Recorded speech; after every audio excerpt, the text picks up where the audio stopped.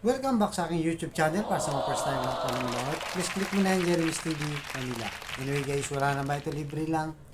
Tulong mo na lang din sa kapwa mo. Alright, thank you very much po. So, kumusta po sa mga ka-Iskoinian natin dyan at sa mga hindi Iskoinians din. So, sana nasa mabuti po kayong kalagayan. So, ang topic natin ngayon guys, for today's video natin, Tambalang Yorme at Chi Atienza lalong lumalakas. Ayaw paawat ng mga tao guys.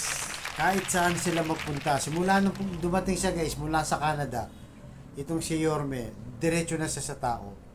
Kahit saan sila magpunta ngayon ni Chi Atienza, talaga namang dinudubog ng tao. Ayaw talagang paawat.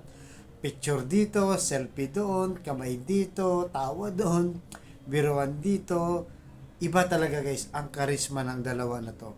Talagang parang pinagtagpo talaga silang dalawa para magserbisyo sa ating mga Manileño. At makita mo talaga na walang kaarte-arte kahit paulit-ulit lang guys. At talagang masang-masa. Masang-masa ang kanilang dating. Talagang pagdating sa tao wala ka talagang wala kang masasabi. Walang halong kaplastikan at talagang marami ang natutuwa sa kanilang dalawa. Kaya tuloy lang natin guys ito, panoorin nyo kung saan pumunta sila sa isang lugar dito sa Maynila, talagang dinumog at pinagkaguluhan pa. So tuloy-tuloy tayo guys, suportahan natin ang Yorme at Chi Atienza at ang kanilang mga kapartido, councilor at mga congressman. Alright guys, so narito na, panoorin po natin. Alright, pasok Yorme at Chi Atienza.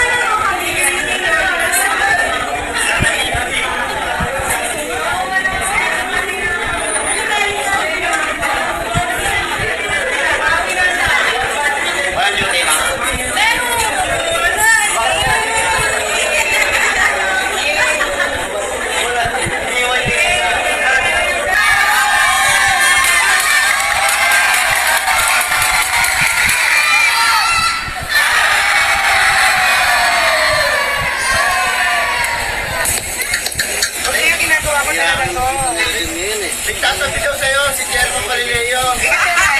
Sabi pa rin, mahal nakikiusap.